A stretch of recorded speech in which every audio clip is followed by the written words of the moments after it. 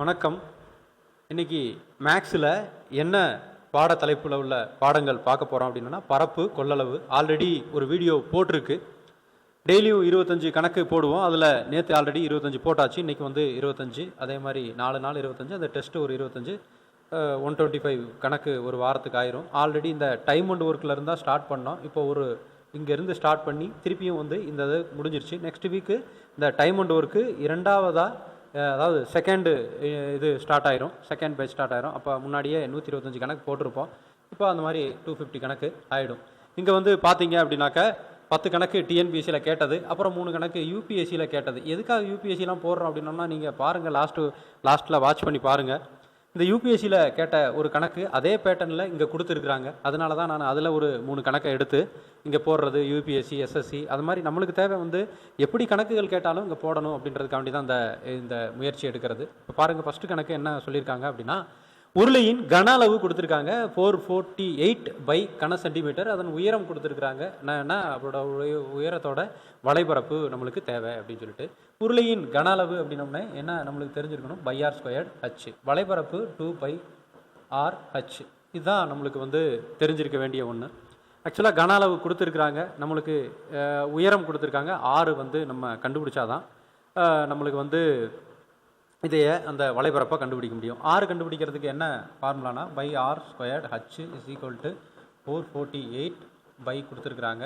அப்போது pi cancel ஆகிடும். R squared h வந்து 7 ஈக்குவல் டு 448. அப்போ r squared is equal to 448 divided by 7, 64. R squared is equal to 64 அப்படின்னு இருந்துச்சுன்னா R வந்து 8. அதாவது இதை ரூட் எடுத்தோம் அப்படின்னோம்னா ஆர் கிடச்சிரும், ரூட் ஆஃப் 64.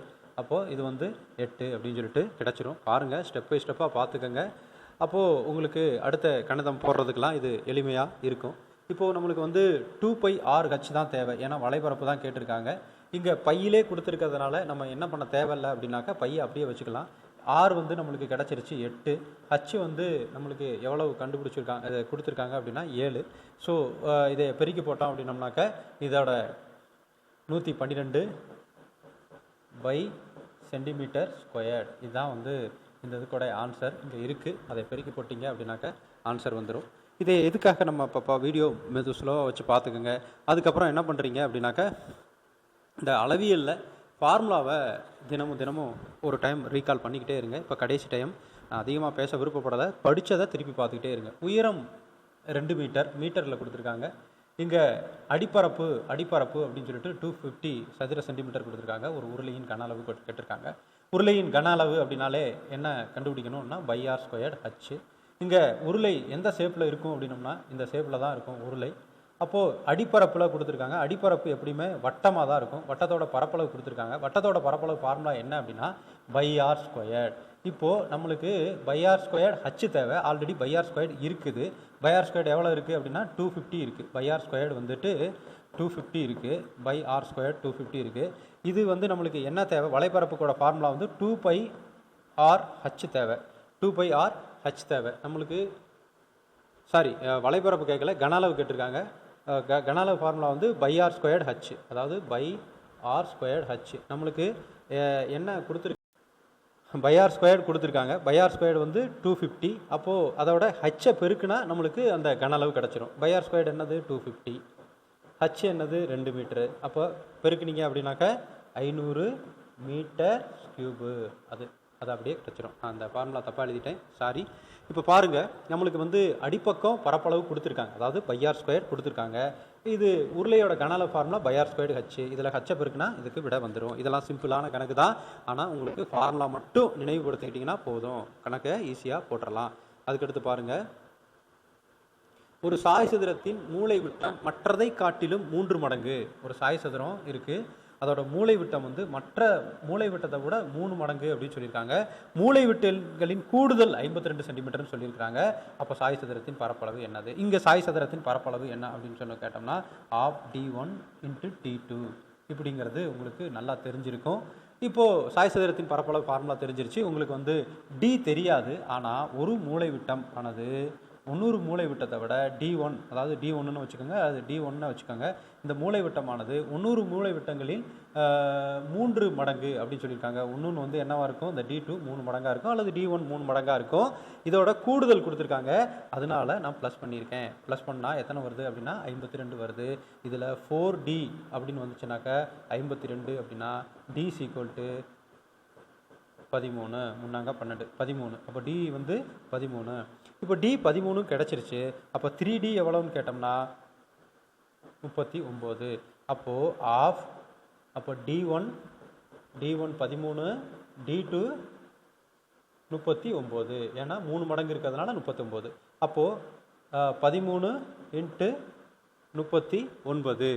அப்போது எப்படி இதை பெருக்கி போட்டோம் அப்படின்னம்னாக்க என்ன கிடைச்சிரும், 253.5 சென்டிமீட்டர் ஸ்கொயர்டு. இது சாய்சதுரத்தின் பரப்பளவு கிடச்சிடும். Of D1 × D2.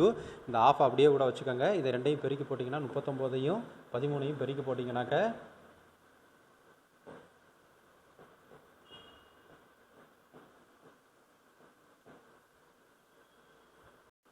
507 வரும். 507/2ன்னு வரும்.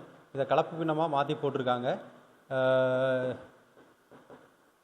253 1/2 அப்படின்னு போட்டிருக்காங்க. இதுதான் விட.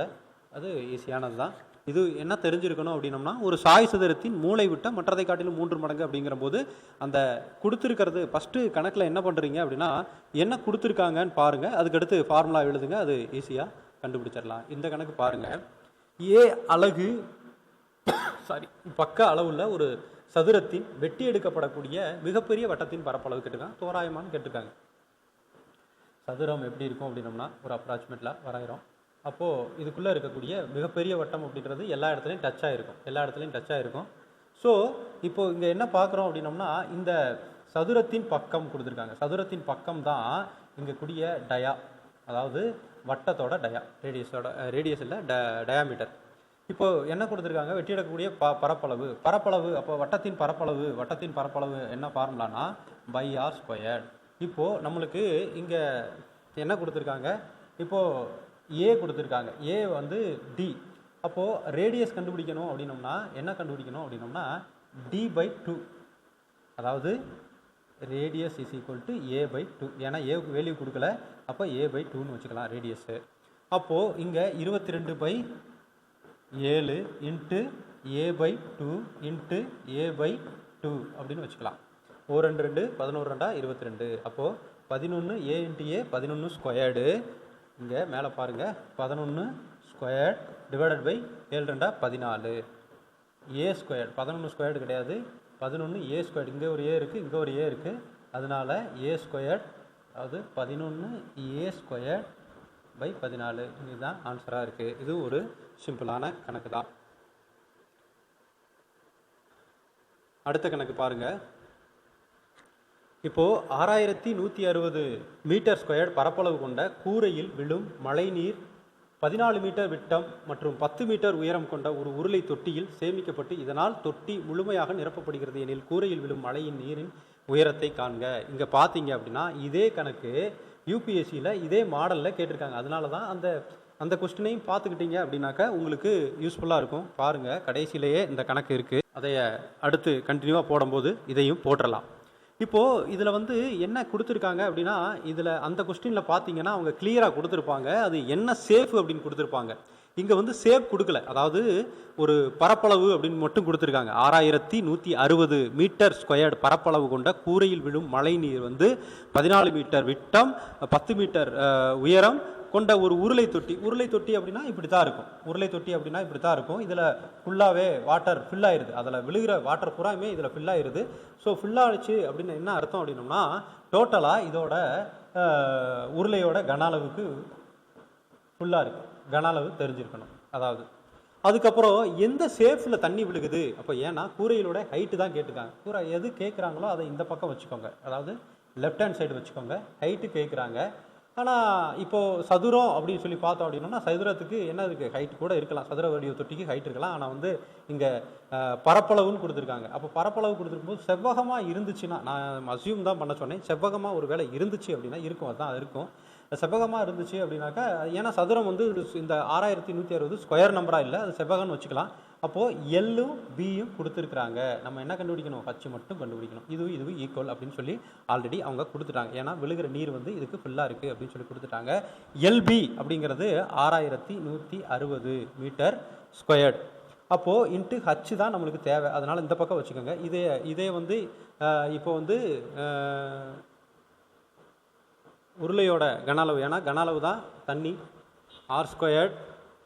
விட்டம்னு கொடுத்துருக்காங்க. விட்டத்தில் பாதி வந்து ஆரம் 7 × 7, ஹைட்டு வந்து 10.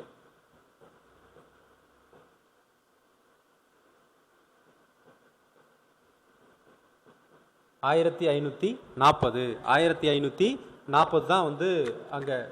அப்போது 6160 H = 1540. நம்மளுக்கு என்ன கேட்டிருக்காங்க அப்படின்னா ஹைட்டு தான் கேட்டிருக்காங்க. 1540 டிவிசிபிள் பை 6160. இதை ரெண்டையும் வகுத்து போட்டிங்க அப்படின்னா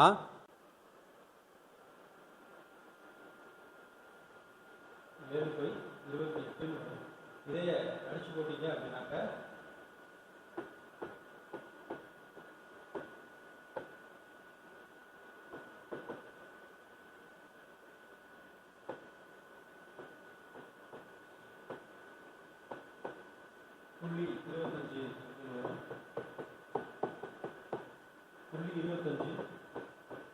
0.25 மீட்டர். இதைய சென்டிமீட்டர் ஆக்கணும் அப்படின்னு சொல்லி பார்த்தோம்னா பாருங்க, இடையில என்னென்ன கொடுத்துருக்காங்க, சென்டிமீட்டர் கொடுத்துருக்காங்க, மீட்டர் கொடுத்துருக்காங்க, சென்டிமீட்டர் கொடுத்துருக்காங்க, அப்புறம் சென்டிமீட்டர் கொடுத்துருக்காங்க. இதை நீங்கள் கவனமாக பார்க்கணும். இப்போ 0.25 மீட்டர்னு வந்துருக்கு. மீட்டரை சென்டிமீட்டர் ஆக்கிறது என்ன பண்ணணும், 100ஆல் மல்டிப்ளை பண்ணணும். இது 0.25 மீட்டர்னு வந்திருந்தா ஆன்சர் சூஸ் பண்ணலாம். ஆனால் 0.25 சென்டிமீட்டர் வந்திருக்கு, அதனால சூஸ் பண்ணக்கூடாது. 25 சென்டிமீட்டர் தான் சூஸ் பண்ணணும். நீங்கள் என்ன ஆன்சர் கொடுத்துருக்காங்களோ உங்களுக்கு அதுக்கு ஃபேவராக பாருங்க, கொஞ்சம் கவனமாக பாருங்க. இப்போ போட்டதுக்கு அப்புறமும் உங்களுக்கு எந்த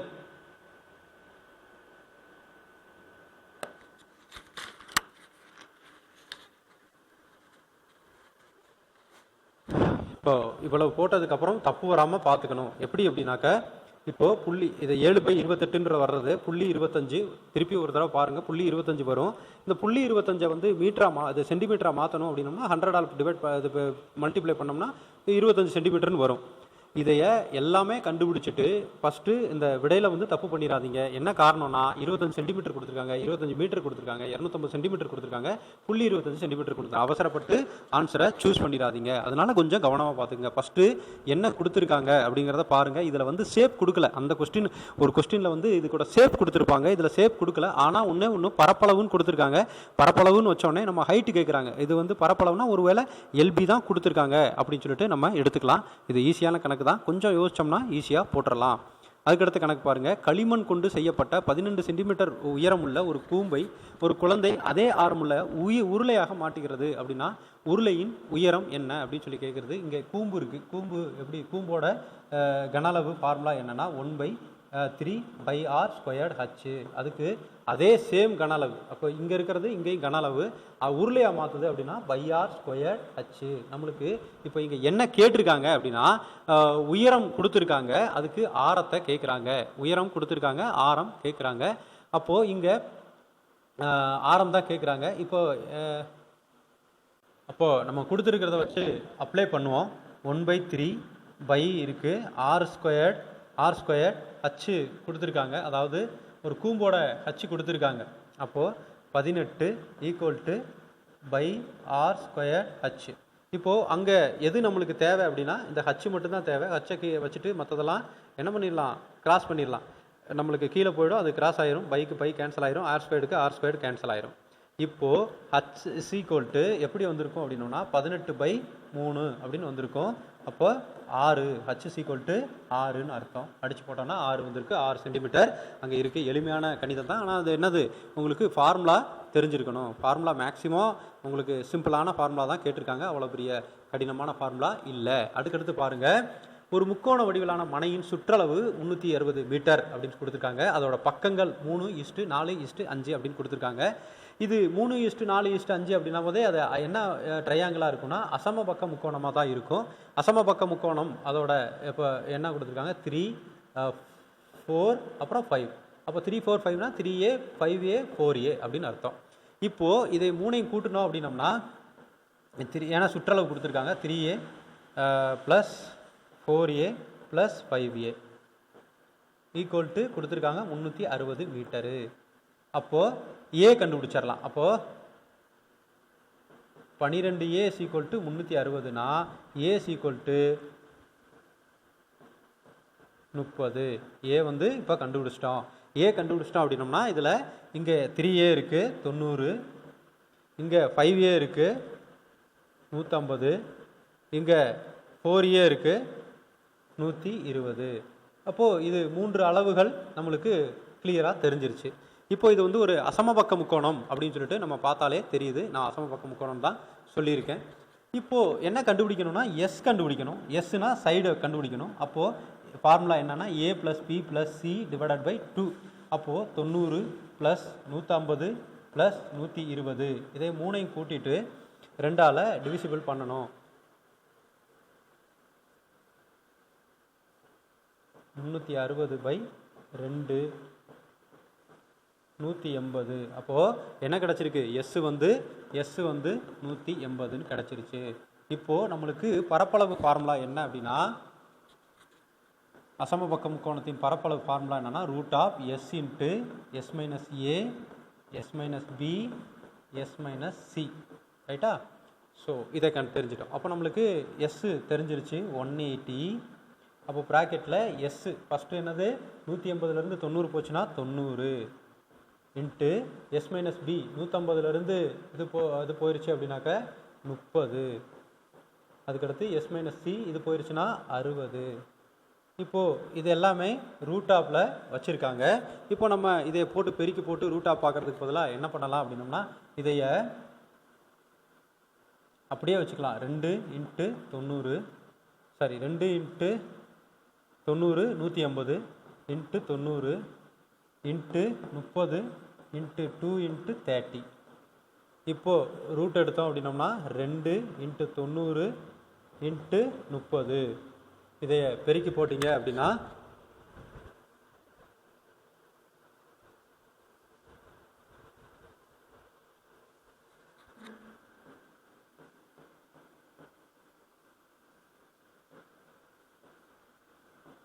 இதுதான் பரப்பளவு, அசமபக்க முக்கோணத்தோட பரப்பளவு. உங்களுக்கு என்ன தெரிஞ்சிருக்கணும் அப்படின்னம்னா இதோட ஃபார்முலா தெரிஞ்சிருக்கணும். இந்த ஃபார்முலா தெரிஞ்சிருந்துச்சுனாலே ஈஸியாக போட்டுடலாம். நான் மேக்ஸிமம் அரை மணி நேரம் கணக்கு போடுறேன். அரை மணி நேரத்தில் என்னால் 20 கணக்கு போட முடிஞ்சிருச்சு அப்படின்னா உங்களுக்கு அதுக்கு மேலே ஃபுல்லாகவே போட்டுறேன். மிச்சம் 5 கணக்கை நீங்கள் ஹோம்ஒர்க்காக போட்டால் போதும். 4 சென்டிமீட்டர் பக்க அளவுடைய ஒரே மாதிரியான 3 கனச்சதுரங்கள் ஒன்றோடொன்று பக்கவாட்டில் இணைக்கப்பட்டுச்சும் போது அதுக்கு பிடிக்கக்கூடிய கனச்செவ்வகத்தின் மொத்த பரப்பளவு அப்படின்னு சொல்லி கேட்டிருக்காங்க. செவ்வகத்தோட மொத்த பரப்பளவு என்ன அப்படின்னு சொல்லினாக்கா 2 × LB BH HL இதுதான் கனச்சதுரத்தோட ஃபார்முலா. இப்போது என்ன கனச்செவ்வகத்தோட ஃபார்முலா சதுரம் தான் இணைக்கப்பட்டிருக்கு. இங்கே ஒரு சதுரம் அதாவது கனச்சதுரம் 2 3 இணைச்சிருப்பாங்க. இணைச்ச உடனே இங்கே ஒரு 4 இங்கே ஒரு 4 இங்கே ஒரு 4 அப்போ 4 + 4 + 4 12. அப்போது 12 அப்படிங்கிறது என்னன்னா கனச்சதுரத்தோட எல் தான் 12, பி வந்து 4, H வந்து 4. அப்போது இதைய அப்படியே இது பண்ணிங்கன்னா 2 × LBனா 48 ப்ளஸ் BH அப்படின்னா பியும் ஹச்சும் 16 ப்ளஸ் HL அப்படின்னா 48. இப்போது இதை பூரா கூட்டி போட்டு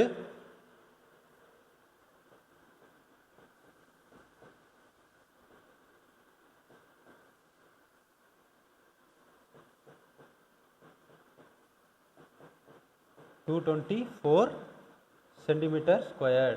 இதுவும் ஒரு சிம்பிளான கணக்கு தான். ஆனால் உங்களுக்கு அந்த ஃபார்முலா தெரிஞ்சிருந்துச்சுனாலே எளிமையில் போட்டுருவீங்க. அடுத்த கணக்கு பாருங்க. ஒரு தொழிற்சாலையில் உலோக வாளி இடைக்கண்டத்தின் வடிவத்தில் உள்ளது. மேல்புறம் அது கீழ்ப்புறம் அப்படின்னா என்ன, அப்படி இடைக்கண்டம் எப்படி இருக்கும் அப்படின்னா இப்படி தான் இருக்கும், வாளி பக்கெட் மாதிரி இருக்கும். இந்த மேல்புறம் அப்படின்னது இதுதான் ஆரம். மேல்புற ஆரம் எவ்வளோ கொடுத்துருக்குறாங்க? 10 விட்டம் கொடுத்துருக்குறாங்க. விட்டத்தில் அப்போது ஆரம் வந்து இங்கே 5. கீழ்ப்புற ஆரம் வந்து என்ன கொடுத்துருக்காங்க? 4. அப்போது ஆரம் வந்து 2. ஹைட் என்ன கொடுத்துருக்குறாங்க? 4 மீட்டர். சரி, இப்போது என்ன கண்டுபிடிக்க கேட்டிருக்காங்கன்னா இதோட வளைபரப்பு கேட்டிருக்காங்க. ஆக்சுவலாக இடைக்கண்டத்தோட வளைபரப்பு ஃபார்முலா என்னன்னா pi capital R plus small R L pi R L அப்படின்னு சொல்லிட்டு கூம்புக்கோட கனளவு ஃபார்முலா, அது வளைபரப்பு ஃபார்முலா படிச்சிருக்கோமே அது மாதிரி தான், பை ஆர் எல். அது மாதிரி பை ஆர் இங்கே capital R plus small R L. இப்போது நம்மளுக்கு ஆக்சுவலாக என்ன தேவை அப்படின்னா கேபிட்டல் ஆர் கொடுத்துருக்காங்க, ஈஸியாக இருக்குது. கேபிட்டல் ஆர் வந்து எவ்வளவு அப்படின்னா 5, ஸ்மால் ஆர் எவ்வளவு அப்படின்னா 2. நம்மளுக்கு இது 2 இருக்குது, ஆனால் ஒன்றே ஒன்று தேவை, எள்ளு தேவை. அப்போது எள்ளு கண்டுபிடிக்கிறதுக்கு என்ன ஃபார்முலா அப்படின்னு சொல்லி பார்த்தோம் அப்படின்னம்னா இப்போது h squared root of h squared plus L equal to h squared capital R minus small R whole the squared. இதை கண்டுபிடிக்கணும். h ஸ்கொயர்ட் என்னன்னாக்கா 16 ப்ளஸ் கேபிட்டல் ஆர்லேருந்து 5ல் 2 போச்சுன்னா 3, அப்போது 3, அப்போது அது 3 ஸ்கொயர், அப்போது 16 9 25, 25 ரூட் ஆஃப் எடுத்தோம்னா 5. அப்போ என்ன கிடச்சிருச்சு? எல் வந்து 5ன்னு சொல்லிட்டு கிடச்சிருச்சு. எல் வந்து 5. இப்போது ஈஸியாக கண்டுபிடிச்சிடலாம். இப்போ என்ன கண்டுபிடிக்கலாம்? Pi R L, pi R L கண்டுபிடிக்கணும். 22/7, எல் வந்து 5. இங்கே capital R plus small R, capital R வந்து 5 ப்ளஸ் ஸ்மால் ஆர் வந்து 2. இப்போது 22/7 5 × 7, இதைய 110 அப்படிங்கிறது தான் என்ன அப்படின்னாக்கா இதோட பக்கெட்டோட வளைபரப்பு. அங்கே கொடுத்துருக்காங்க 110 மீட்டர் ஸ்கொயர். அதை தான் இன்னொரு வரைக்கும் கண்டுபிடிச்சோம். 110 மீட்டர் ஸ்கொயர் அங்கே மீட்டரில் கொடுத்துருக்காங்களா இதுன்னு சொல்லிட்டு நீங்கள் பார்த்துக்கோங்க. அதுக்கடுத்து பாருங்கள், ஒரு கனச்செவ்வகத்தின் நீளம் அகலம் உயரம் முறையே எனில் மொத்த பரப்பளவை காண்க அப்படின்னு சொல்லி கொடுத்துருக்காங்க. கனச்செவ்வகத்தோட மொத்த பரப்பளவு வந்து 2 × LB plus PH plus HL. இதைய மல்டிப்ளை பண்ணி போட்டிங்க அப்படின்னா இதோட ஆன்சர் 64.5 மீட்டர் ஸ்கொயர்டுன்னு வந்துடும். இது முன்னாடியே இதே மாதிரி கணக்கு போட்ட கணக்கு தான், அதனால் இது ஈஸியான இந்த கணக்கு பாருங்கள். இது 2016 யூபிஎஸ்சியில் கேட்ட கணக்கு தான்.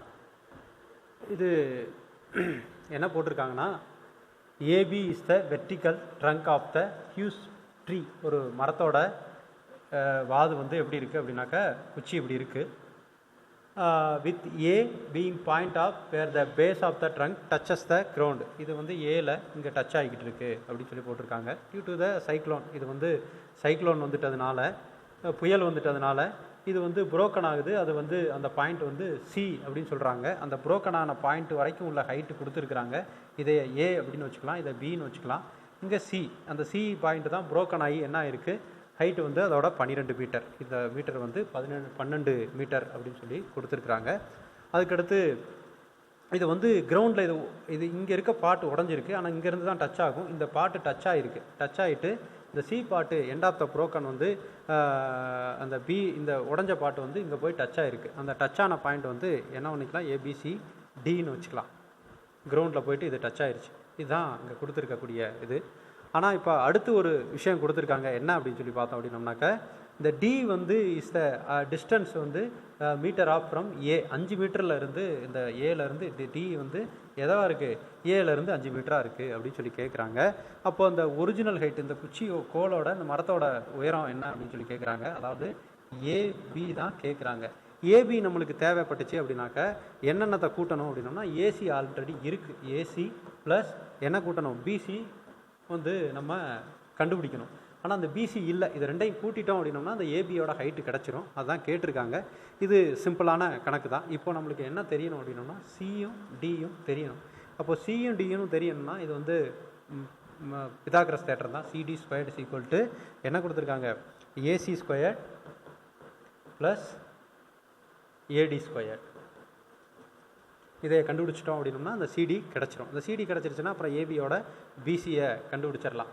சரியா? பிசி தான் கண்டுபிடிச்சிட்டோம்னா அதை 2 பேருக்கு கூட்டி போட்டுடலாம். இப்போ சிடி என்ன இருக்குது அப்படின்னு சொல்லி பார்த்தோம்னாக்க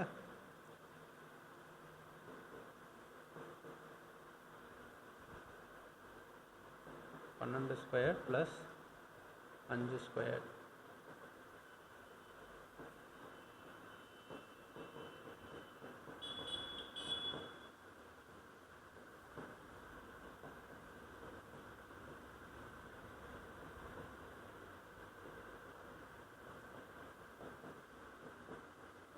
சிடி வந்து நம்மளுக்கு இப்போ 13ன்னு கிடச்சிருச்சு. இப்போது இந்த உடஞ்சிருக்க பாட்டு, அதாவது பிசி தான் உடஞ்சி சிடியாக மாறி இருக்கு. நம்மளுக்கு என்ன கேட்டிருக்காங்க அப்படின்னா, இந்த கணக்கில் என்ன கேட்டிருக்காங்க, மொத்தமான அந்த குச்சியோட நீளம் கேட்டிருக்காங்க, அந்த மரத்தோட நீளம் கேட்டிருக்காங்க. நம்மளுக்கு ஏசியையும் ப்ளஸ் அந்த பிசி தான் அந்த உடஞ்சிருக்க சிடி, அதை பிசியை கூட்டணும் அப்படின்னோம்னாக்க, அதாவது சிடி அப்படின்னு கூட வச்சுக்கலாம், இதை கூட்டணும் அப்படின்னோம்னா இந்த இது கிடச்சிரும். ஏசி அப்படிங்கிறது ஆல்ரெடி 12 இருக்குது, ப்ளஸ் சிடி அப்படிங்கிறது 13 இருக்குது. ரெண்டையும் கூட்டி போட்டோம் அப்படின்னோம்னா 25 இருக்குது. அப்போது இதோட விடை வந்து 25 மீட்டர். இதுதான் வந்து அந்த 2016 கேட்ட உங்களோட கணக்கு. இது இங்கிலீஷில் இருக்கிறதுனால உங்களுக்கு கொஞ்சம் சிரமமாக இருந்திருக்கலாம். மற்றபடிக்கு இது ஈஸியான கணக்கு தான். நீங்கள் இது வரைக்கும் டிஎன்பிஎஸ்சியில் கேட்ட கணக்கை விட இது ஈஸி தான். பட் புரிஞ்சுக்கணும், ஒரு மரம் இருக்குது, மரம் வந்து ஒரு பாயிண்டில் உடையுது, அது உடஞ்சி விழுந்து டின்ற பாயிண்டில் டச் ஆகுது. உடஞ்ச பாயிண்ட் வரைக்கும் உள்ள தூரம் வந்து 12 மீட்டரில் உடையுது அப்படின்னு சொல்லி கொடுத்துருக்காங்க. உடஞ்சி போய் கிரவுண்டில் டச் ஆகிருக்கு. அப்போ அந்த மரத்தோட அடித்தூர்லேருந்து டச் ஆகிற பகுதி வரைக்கும் டிஸ்டன்ஸ் வந்து 5 மீட்டரு அப்படின்னு சொல்லி கொடுத்துருக்காங்க. இவங்க உயரம், அந்த மரத்தோட உண்மையான உயரம் கேட்குறாங்க. இப்படி நம்மளுக்கு ஒரு வேலை கேட்டுட்டாங்க அப்படின்னாக்க இந்த கணக்கை போடுறதுக்கு ஒன்றும் அவ்வளோ, இந்த பிதாகரஸ் தேற்றம் மட்டும் தெரிஞ்சிருந்தால் போதும், இதையே ஈஸியாக போட்டுடலாம். அடுத்த கணக்கு பார்ப்போம். இங்கே பார்த்தோம் அப்படின்னோம்னா இங்கே என்ன கொடுத்துருக்காங்க, இந்த cylindrical over head tank of radius வந்து 2 மீட்டர், அப்புறம் ஹைட்டு வந்து 7 metre, is filled from under ground tank, size வந்து 5.5 metre, 4 metre, 6 metre. How much the portion under ground tank is still filled with water after filling the over head tank completely அப்படின்னு சொல்லி கேட்டிருக்காங்க. இப்போது இங்கே இருக்க அடுத்த கணக்கு பார்த்தீங்க அப்படின்னா, இந்த cylinder over head tank radius வந்து 2 மீட்டர், ஹைட்டு வந்து 7 மீட்டர். இந்த ஃபீல்டு இங்கே இருக்கக்கூடிய சிலிண்டரிக்கல் டேங்க் ஒன்று இருக்குது, அது ஓவர் ஹெட் டேங்காக இருக்குது, இது சிலிண்டர் ஷேப்பில் இருக்குது. இதோட ரேடியஸ் வந்து எவ்வளோ கொடுத்துருக்காங்கன்னா 2 மீட்டர் கொடுத்துருக்காங்க. இதோட ஹைட் எவ்வளோ கொடுத்துருக்காங்கன்னா 7 மீட்டர் கொடுத்துருக்காங்க. இதோட தண்ணி பூராமே இங்கே இருக்கக்கூடிய ரெக்டாங்கிள் ஷேப்பில் இருக்கக்கூடிய டேங்க்கில் என்ன ஆகுது அப்படின்னா, இது ஃபுல்லாகுது. இங்கே இருக்க தண்ணி வந்து இங்கே ஃபுல்லாகுது. இங்கே டேங்க்கில் உள்ள தண்ணி பூராமே, இது 10th கணக்கில் இருக்குது உங்களுக்கு, அதை தான் இங்கேயும் கேட்டிருக்காங்க. இந்த தண்ணி பூராமே இங்கே வந்து ஃபுல்லாகுது. இப்போது how much portion under ground tank it tilt water filling the over head tank completely. இங்கே இருக்கக்கூடிய தண்ணி எல்லாமே இங்கே வந்து நிறைஞ்சிருச்சுன்னா எத்தனை பங்கு நிறைஞ்சிருக்கும் அப்படின்னு சொல்லி தான் கேட்குறாங்க. இதில் புரிஞ்சிக்க வேண்டியது என்ன விஷயம்னாக்க, இப்போது ஒரு சிலிண்டர் இருக்குது, ஒரு செவ்வகம் இருக்குது, அதாவது செவ்வக வடிவ தொட்டி இருக்குது, இங்கே சில உருளை வடிவ தொட்டி ஒன்று இருக்குது, மேலே இருக்குது. இதோட கன அளவு, அப்போ 2க்கு கன அளவு தெரிஞ்சிருக்கணும். இது வேல்யூம் 1, இது வேல்யூம் 2 அப்படின்னு வச்சுக்கோங்களேன். இதோட கன அளவு, இதோட கன அளவு, இந்த கன அளவு பூரா இங்கே வந்து விழுந்திருக்கும். இந்த தொட்டி ரொம்ப பெருசாக இருக்குது. அண்டர் கிரவுண்ட் எப்பயுமே பெருசாக தானே கட்டுவோம். அண்டர் கிரவுண்ட் தொட்டி பெருசாக இருக்குது. இதில் நிறைஞ்சிருச்சு. இதில் எத்தனை பங்கு, இந்த தண்ணி பூரா காலியாகுது, அதாவது சிலிண்டரில் இருக்கக்கூடிய தண்ணி பூரா காலியாகுது. அந்த சிலிண்டருக்கு ஓவர் ஹெட் டேங்க் ரேடியஸ் அது கொடுத்துருக்காங்க, filled from the under ground tank. இப்போ how much portion the under ground tank will filled water after filling the over head tank is completely. Over head டேங்கில் இருக்கக்கூடிய தண்ணி பூராமே வந்து நிறைஞ்சதுக்கு அப்புறம் எத்தனை பங்கு அப்படின்னு சொல்லி கேட்டிருக்காங்க. அப்போது இதோட டைமென்ஷனும் கொடுத்துருக்காங்க, அதோட டைமென்ஷனும் கொடுத்துருக்காங்க. செவ்வகத்துக்கு என்ன கொடுத்துருக்காங்கன்னா நீள அகல உயரம். நீள அகல உயரம்னா 5.5 4 6 அப்படி கொடுத்துருக்காங்க. அப்போ இதோட கன அளவு ஃபார்முலா தெரிஞ்சிருக்கணும். L × B × H 5.5 × 4 × 6 equal to அதில் எவ்வளவு இருக்குது அப்படின்னாக்கா πr²h. அப்போது 22/7. 6 என்னது 2 × 2, h எவ்வளவு 7. ஸோ இதான் கொடுத்துருக்குறாங்க. இது கொடுத்துருக்குறாங்க. இப்போ அடிச்சு போட்டோம் அப்படின்னோம்னா 1 7 4 8 88 வேல்யூமுக்கு வந்து மீட்டர் கியூப் இங்கே உருளைக்கு கிடச்சிருக்கு. இந்த 82 மீட்டர் கியூப் தான் அங்கே ஃபுல் போய் நிறையும். அப்போ மிச்சம் எத்தனை பங்கு அப்படின்னு சொல்லி தான் நம்ம பார்க்கணும். அப்போ இதோட இதை பெருக்கி போட்டோம் அப்படின்னு சொல்லி பார்த்தோம்னாக்க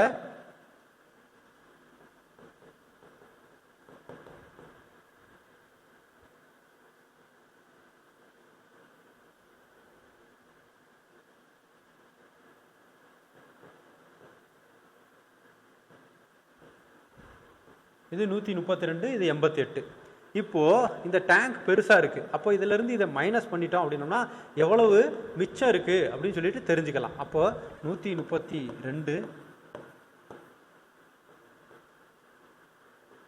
அப்போது 44 தான் பேலன்ஸ் இருக்குது. ஆனால் இங்கே எவ்வளவு பகுதி நிறைஞ்சிருக்கு, அதாவது எத்தனை பங்கு நிறைஞ்சிருக்கு அப்படின்னு சொல்லி பார்க்குறதுக்கு என்ன பண்ணோம்னா, இது மீதமுள்ள பகுதி எவ்வளவு 44, தொட்டியின் கொள்ளளவு எவ்வளவு 132. இப்போது இதை ரெண்டையும் அடித்து போட்டோம் அப்படின்னோம்னா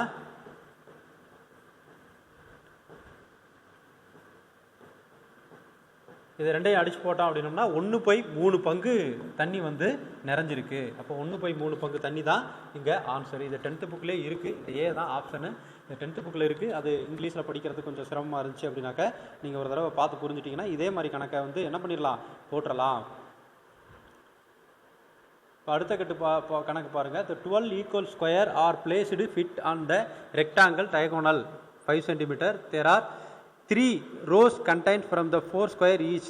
No gaps left between adjustment square. What is the area of the each square அப்படின்னு சொல்லி இந்த கணக்கு பாருங்கள். இப்போது என்ன கொடுத்துருக்காங்கன்னா 12 equal square are placed fit in the rectangle diagonal. அதாவது ரெக்டாங்கிள் ஷேப்பில் 12 குட்டி குட்டி ஸ்கொயரை என்ன பண்ணியிருக்காங்க, ஃபிட் பண்ணியிருக்காங்க. தேர் ஆர் 3 ரோ இருக்குது. அப்போ 3 ரோ இருக்குது. அப்போது 4 ஸ்கொயர் ஈச் இருக்குது. அப்போ 4 ஸ்கொயரை ஈச் பண்ணியிருக்காங்க. 3 ரோ கொடுத்துருக்காங்க ரெக்டாங்கிள் ஷேப்பில் இப்படி கொடுத்துட்டாங்க. இதுதான் அங்கே அவங்க சொன்னதுக்குரிய அந்த மீனிங் இதுதான். ஆனால் என்ன கொடுத்துருக்காங்க, டயகோனல் கொடுத்துருக்காங்க. கொஞ்சம் அட்ஜஸ்ட் பண்ணிக்கோங்க. டயகோனல் கொடுத்துருக்காங்க.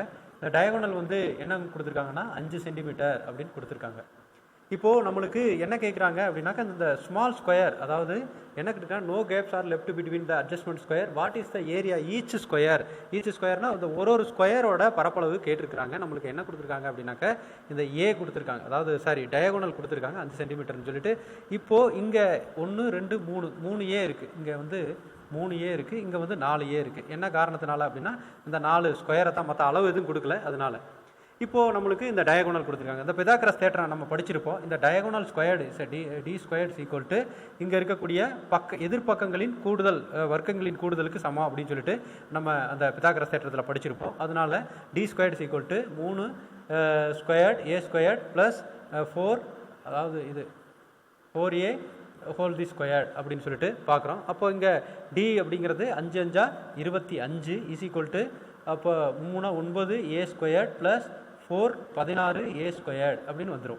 இப்போது அடுத்த ஸ்டெப்பு பார்த்தோம் அப்படின்னோம்னா 25 is equal to 25 A squared 25 A squared. அப்போ ஏ ஸ்கொயர்ட் மட்டும் எவ்வளவு அப்படின்னு சொல்லி பார்த்தோம்னா 25/25 அப்படின்னு இருக்கும். இப்போது இதை அடித்து போட்டோம் அப்படின்னோம்னா ஏ ஸ்கொயர்ட் ஈக்குவல் டு 1 அப்படின்னு இருக்கும். ஏ ஸ்கொயர்ட் 1னாலும் ஏ அப்படின்னாலும் 1 தான். அப்போது இப்போ நம்ம என்ன கேட்டிருக்காங்க அப்படின்னாக்கா இப்போ அதோட பரப்பளவு கேட்டிருக்காங்க, ஒரு ஈச் ஸ்கொயர்டோட. அப்போ ஏ ஸ்கொயர்டுன்றது என்னது 1 அப்படிங்கிறதா இதோட பரப்பளவு, ஒரு சதுர சென்டிமீட்டர் அப்படின்னா சி தான் ஆப்ஷன் ரைட்டு. இதை தான் உங்களுக்கு அதாவது ஒரு நிமிஷம் இது தமிழாக இருந்தாலும் சரி இங்கிலீஷாக இருந்தாலும் சரி ஒரு நிமிஷம் அதை படித்து பார்த்துட்டீங்க அப்படின்னாக்கா எளிமையில் புரிஞ்சிடும். இது வந்து பார்த்தீங்க அப்படின்னா இது மூணுமே நீங்கள் டிஎன்பிஎஸ்சியில் கேட்ட கணக்கை விட இது வந்து அவ்வளவு கடினமான கணக்கெலாம் கிடையாது. இது நம்ம 10th புத்தகத்தில் இருக்க கணக்கு தான். இதே மாடலில் நம்ம போட்டோம். அதே மாதிரி இந்த கணக்கும் வந்து ரொம்ப ஹார்டான கணக்கெல்லாம் கிடையாது. நம்ம பிதாகரஸ் தேற்ற கணக்கு தான்.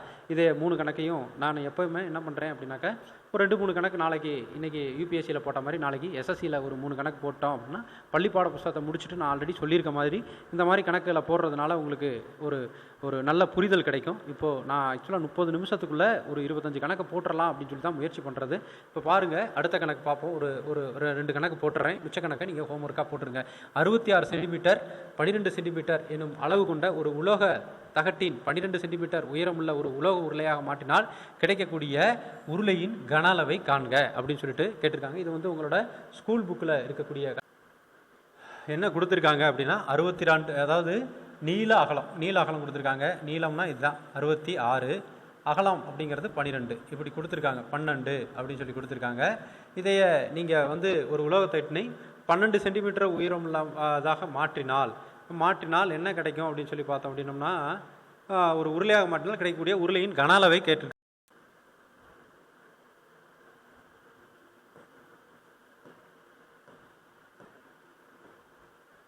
இப்போது இதில் என்ன கொடுத்துருக்காங்க, 66 இன்ட்டு உயரம் வந்து 12ன்னு வச்சுக்கிற வேண்டியதான். இதை வளைச்சோம் அப்படின்னோம்னா அந்த 66ங்கிறது எப்படி இருக்குன்னா 2πr இருக்கும். 2πrனா அது வட்டத்தோட சுற்றளவு தான் இருக்கும் 66. அப்போ 6 கண்டுபிடிச்சிடலாம். 6 கண்டுபிடிச்சால்தான் இதோட கன அளவு கண்டுபிடிக்க முடியும். அதாவது கன அளவு πr²h அதை கண்டுபிடிக்க முடியும். இப்போது 2 × 22/7 × r = 66 அப்படின்னா r = எவ்வளோன்னு பார்த்தீங்கன்னா 66, 2 × 22, மேலே வந்து 7 போயிடும், 1 இங்கே 3, அப்போ 21/2ன்னு இருக்கும். அப்போ r நம்மளுக்கு கிடச்சிருச்சு அப்படின்னா அடுத்து என்ன கண்டுபிடிக்கணும் அப்படின்னா πr²h கண்டுபிடிக்கணும். அப்போது 22/7 × r² 21/2 × 21/2. h எவ்வளவு? h வந்து உங்களுக்கு 12 கொடுத்துருக்குறாங்க. h வந்து அதான் 12ன்னு கொடுத்துருக்காங்க. 1 7 3 21, 1 2 6 12, 1 2 3 6. அப்போது